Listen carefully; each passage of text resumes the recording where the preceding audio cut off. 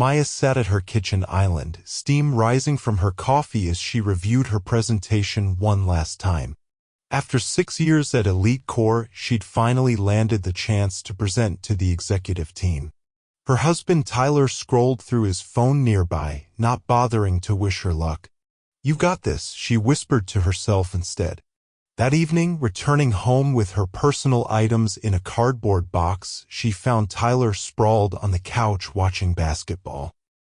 "I lost my job today," she said, voice shaking. "Budget cuts." Tyler didn't even look up. "Seriously? We just put a deposit on that vacation." No hug. No questions about how she felt. Just irritation flickering across his face as he muttered, "You always find a way to mess things up."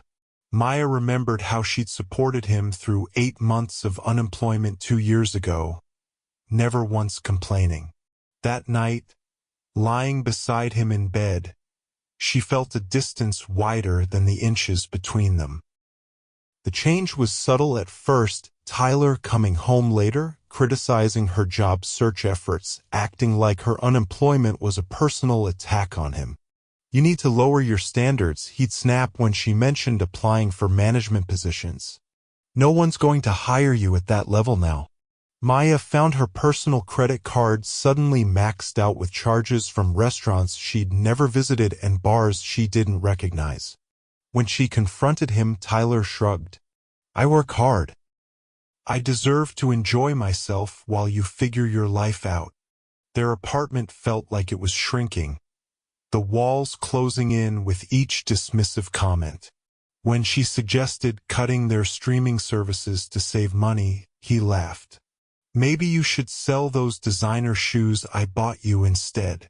Rain pelted the windows one Tuesday evening as Maya searched job listings at the dining table. Tyler walked in, dropped his keys, and without preamble said, "I think you need to leave for a while." Maya looked up, certain she'd misheard. "What?" His face remained expressionless. "You're becoming a burden. I didn't sign up to carry dead weight." The words hit like physical blows. "Where am I supposed to go?" she asked, voice barely steady. He shrugged, already scrolling through his phone. "That's not really my problem, is it? Maybe your friend Zoe's place? You have until Friday. 7 years together, 4 of them married, and he was discarding her like a used tissue." That night, she called Zoe sobbing. "Of course you can stay here," her friend said immediately. "For as long as you need." Friday evening found Maya standing in Zoe's doorway with 2 suitcases and a trash bag of hastily packed belongings. "It's not much," Zoe apologized, showing her the worn couch that would be her bed. "It's everything," Maya whispered, hugging her friend tightly. Later, staring at the unfamiliar ceiling, Maya felt hollowed out. Her marriage, her career, her home. All gone in less than 3 weeks. She'd left her wedding ring on the kitchen counter without a note. Tyler hadn't even been home when she left. Rain drummed against the windows as she scrolled through job rejections on her phone until the battery died. In the darkness, she whispered into the empty room, "I gave him everything. And now I have nothing." But somewhere between heartbeats, something shifted, not hope exactly, but defiance.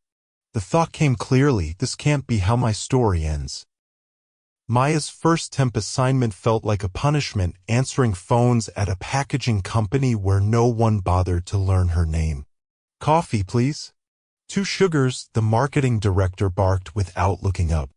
Maya, who'd led campaigns for major clients, swallowed her pride and brought the coffee.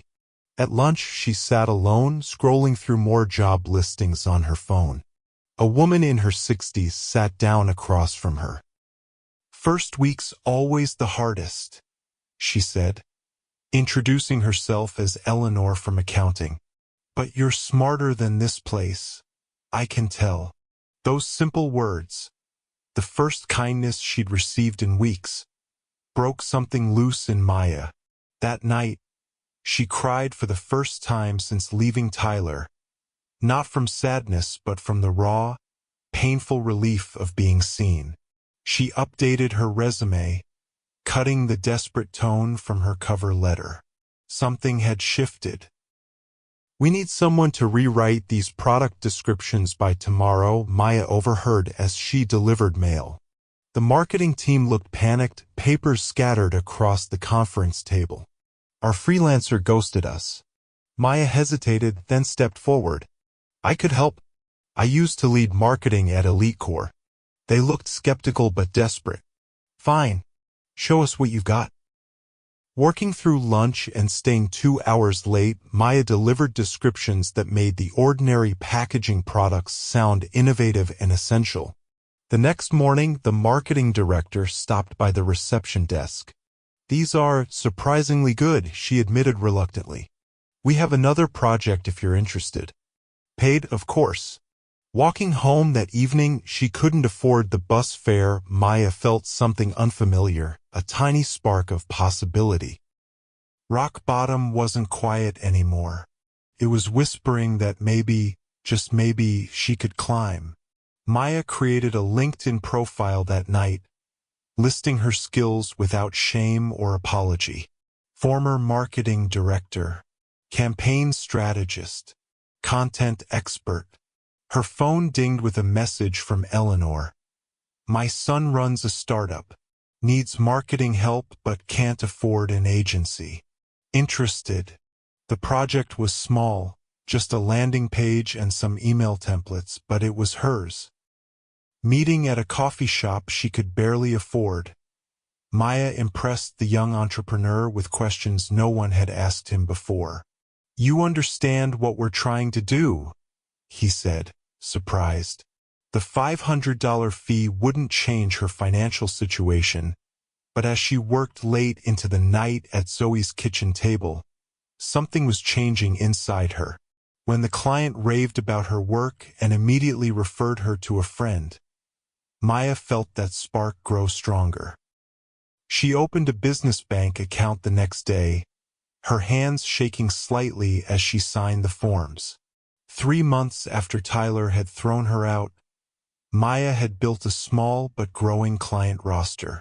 Working from coffee shops when she could afford it and Zoe's kitchen when she couldn't, she slept 4 hours a night, watching tutorials, reading industry blogs, and rebuilding her confidence one project at a time. She didn't post about her progress on social media. She didn't call mutual friends to update them. She simply worked, focused with an intensity that surprised even herself. When Zoe suggested celebrating her latest client, Maya shook her head. "Not yet. I'm not there yet." There was no dramatic montage moment, just the quiet accumulation of small wins and long nights. She avoided places Tyler might be, channeling her hurt into fuel instead of distraction. On the rare occasions someone asked about her marriage, she simply said, "It ended," and changed the subject. She was learning to hold her power close. 9. Maya's first major breakthrough came 6 months into her freelance journey. A referral led to a meeting with Vertex Industries, a mid-sized company looking to refresh their entire brand identity. Walking into their sleek downtown office in a carefully selected outfit, new but purchased on clearance, Maya felt her heart pound. The conference room held 6 executives, all watching her expectantly. Taking a deep breath, she launched into her presentation, speaking with a confidence she had carefully reconstructed. 2 hours later, she walked out with a contract worth more than she'd made in 3 months. In the elevator down, when no one could see, she burst into tears, not from sadness, but from a fierce, stunned pride. "You're not broken," she whispered to her reflection in the mirrored wall. "You're just beginning." That night, she moved out of Zoe's apartment into a small studio of her own. The corporate headquarters of Blackridge Capital occupied the top 10 floors of a gleaming downtown tower. Maya straightened her new blazer, an investment piece, she decided, before entering the conference room. Her proposal to handle their product launch had earned her a meeting, though she suspected they usually worked with larger agencies. As executives filed in, Maya arranged her materials, noticing a distinguished man enter last. Something about his confident stride made her look twice. Charles Ford, CEO of Blackridge Capital, the nameplate on his jacket discreetly announced. Their eyes met briefly as he took his seat. During her presentation, she noticed him watching intently, asking the sharpest questions. As the meeting concluded, he approached her directly. "Your approach is refreshingly different. Bold even."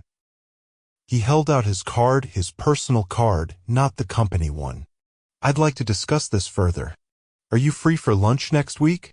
Walking out, Maya couldn't help but notice his assistant's surprised expression. Only later would she learn why Charles Ford never took lunch meetings with vendors.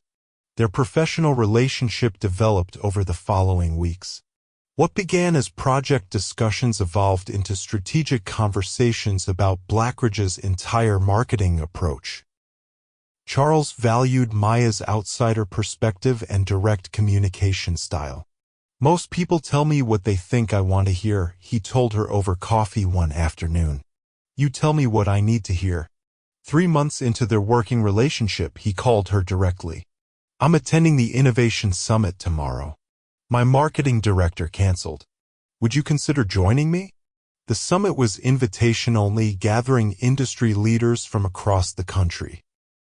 Walking beside Charles through the venue, Maya felt eyes tracking them, whispers following. During a panel discussion, the moderator asked Charles about Blackridge's successful recent campaign. "Credit goes to our consultant, Maya Green," he said, gesturing toward her. "She's teaching us to think differently." That evening, over dinner, their conversation drifted from business to personal for the first time. "What made you start your own company?" he asked. Maya hesitated, then told him everything: the layoff, Tyler's betrayal, the climb back. Charles listened without interruption, his expression darkening at certain parts. "His loss," he said simply when she finished. "Monumentally." 1 year after being thrown out of her own home, Maya signed the lease on a small office space. Green Strategy Consulting now employed 3 people besides herself: a content writer, a designer, and an account manager. Referrals had built her business beyond what solo work could handle. The day she placed her name on the door, she allowed herself a moment of recognition. From sleeping on a friend's couch to building something that supported not just her but others, the journey felt unreal sometimes. Her phone buzzed with a text from Charles. "Dinner tonight? Good news to share." Their relationship had evolved gradually from professional to personal, both of them cautious for different reasons. Charles was recently divorced after his wife's affair. Maya was still healing from Tyler's betrayal. Neither rushed, both valuing the friendship that had formed. At dinner, Charles revealed that Blackridge was acquiring a smaller firm. "I want your team to handle the rebranding. Full creative control." The contract would double her company's revenue. Later, walking along the riverfront, Charles took her hand for the first time. "I'm not your client tonight," he said softly. "Just a man who admires a remarkable woman." Maya felt something long dormant stir within her. Not just attraction, but trust. Maya was reviewing applications for a new marketing position when her phone lit up with a text from Zoe. "Emergency. Call me." Her friend's voice was tense. "I just left a networking event. Tyler was there, asking everyone about you." Maya felt her stomach tighten. What did he want? "He heard rumors about you working with Blackridge and dating some executive there." He seemed unsettled. Maya thanked her and hung up, unsurprised. Success had made her visible again. That evening with Charles, she mentioned the incident casually. His expression shifted subtly. "Tyler Jenkins?" he asked. "He works in our accounting department. Came in with the Morrison acquisition last year." The revelation hit Maya like a physical blow. All this time, as she'd been rebuilding, Tyler had been working at the very company that had become her biggest client. "He doesn't know about us," Charles assured her. "Different divisions, different floors. I barely know the man." Maya nodded, but something cold settled in her stomach. The world had suddenly become very small. 6 months later, Maya stood beside Charles at Blackridge's annual charity gala, her hand resting comfortably in his. Their relationship had deepened, built on mutual respect and shared values. Her company now occupied the entire floor of her office building, having grown to 15 employees. When Charles introduced her to the board chairman as the woman who revolutionized our approach to the market, Maya felt a flash of pride untainted by any lingering self-doubt. As they moved through the crowded ballroom, she saw him, Tyler, standing by the bar in a suit that looked new. Their eyes met across the room. He froze, recognition and shock washing over his face as he registered her beside Charles. Maya simply nodded politely and turned back to her conversation. Later, Charles found her on the balcony. "You okay?" he asked gently. "Better than okay," she realized, surprising herself with the truth of it. That night, Charles proposed, not with grand gestures but with simple honesty about wanting to build a future together. When Maya said yes, she felt the last shadows of her past finally recede. News of their engagement spread quickly through Blackridge. Maya kept their relationship separate from business, maintaining her company's independence while advising Charles on strategic decisions. 3 weeks after the announcement, Maya was meeting with Blackridge's HR director about an employee wellness campaign when the woman hesitated. "Since you're family now, I should mention something concerning." She slid a folder across the desk. "We've received complaints about an accounting manager. Inappropriate comments, unwanted attention toward female colleagues, particularly new hires." Maya opened the file, unsurprised to see Tyler's name. According to the reports, he'd been leveraging his position to pressure younger staff, mentioning his close relationship with executive leadership to intimidate them. One intern had quit after just 2 weeks. Maya closed the folder, keeping her expression neutral despite the familiar pattern. "Have you addressed this with him?" The HR director looked uncomfortable. "He claims his behavior is being misinterpreted, and he's hinted that he has friends in high places." The boardroom fell silent as the HR presentation concluded. As newly appointed Chief Strategy Officer, a role Charles had created to bring Maya officially into leadership while maintaining her consulting business. She sat quietly as executives discussed the harassment report. "For complaints in 3 months is concerning," the COO noted, "but he's technically not violating any specific policies." Maya observed the familiar minimization of women's experiences, remembering her own silence during Tyler's emotional manipulations. When asked for her input, she spoke clearly, a pattern this consistent reflects character, not misunderstanding. It damages our culture and exposes us to liability. She didn't mention knowing him. This wasn't personal vendetta but professional judgment. "I recommend termination, effective immediately." Several executives looked surprised at her directness, but Charles nodded. "I agree. HR, please prepare the necessary documentation." As the meeting adjourned, the HR director handed Maya the termination letter for her department's records. Looking down at the signature line, Maya experienced a moment of perfect clarity. The woman who once wasn't worth keeping would now sign the paper ending Tyler's career. Maya's hand didn't tremble as she signed the termination notice. This wasn't about revenge. It was about protecting vulnerable employees from someone who abused power, something she understood intimately. The HR director and security would handle the actual dismissal, standard procedure for terminations involving misconduct. But as Maya returned to her office, she saw Tyler being escorted toward the elevator, personal items in a cardboard box.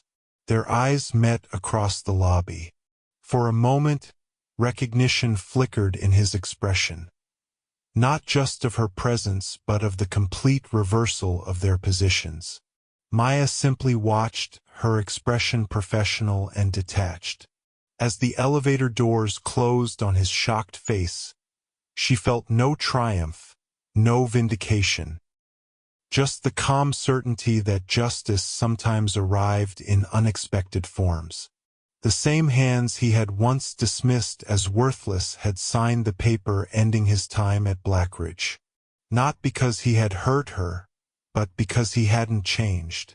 2 days later, Maya was reviewing quarterly projections when her assistant announced a visitor. Tyler stood in her doorway, unshaven and agitated.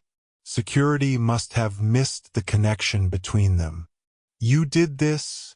he accused, stepping forward. Maya pressed the silent security button under her desk. "Your termination was the result of multiple harassment complaints, Tyler. Nothing more." He laughed bitterly. "You slept your way to the top and then used it to destroy me. Real classy." Maya remained seated, her voice steady. "I built my way to the top. The difference matters." Security appeared in the doorway. "Is there a problem, Ms. Green?" Tyler's eyes widened at their deference to her. "No problem," Maya answered calmly. "Mr. Jenkins was just leaving." As security escorted him out, Tyler turned back. "This isn't over." Maya simply nodded.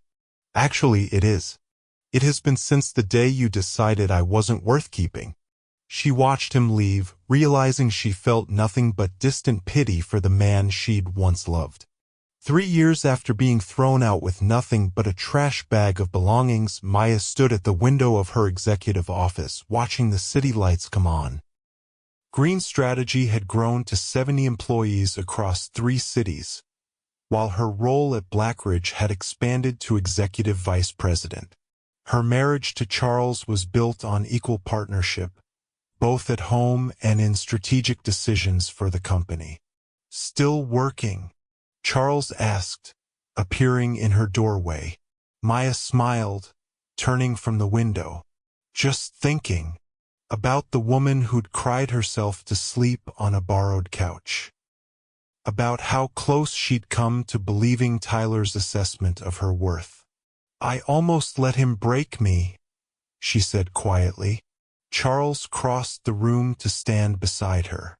"But you didn't." Maya nodded, leaning against him. "That's the story that matters. Not revenge, not even success, but the stubborn refusal to accept someone else's definition of her value." The journey from that rain-soaked night to this moment hadn't been about proving Tyler wrong. It had been about proving herself right. The following spring, Maya delivered the commencement address at her alma mater. Standing before thousands of graduates, she shared her journey from rock bottom to Boardroom without hiding the painful parts. "Success isn't about never falling," she told them. "It's about what you build after the fall." The story of her rise had become something of a legend in business circles, the woman who went from unemployed to industry leader in 3 years, who married the CEO and transformed the company that had indirectly triggered her journey. But as she concluded her speech to thunderous applause, Maya knew the real triumph wasn't the corner office or the executive title. It was the woman who had refused to stay broken. "Your worth isn't determined by those who leave," she told the graduates. "It's created by how you choose to rebuild." If you connected with this story of resilience and redemption, please like this video to help others find it. Subscribe for more powerful stories of transformation and share this with someone who needs to be reminded of their true worth today. Drop a comment about what you'd have done in Maya's position or share the most important lesson you're taking away. Remember, sometimes losing everything is just the beginning of finding your true path.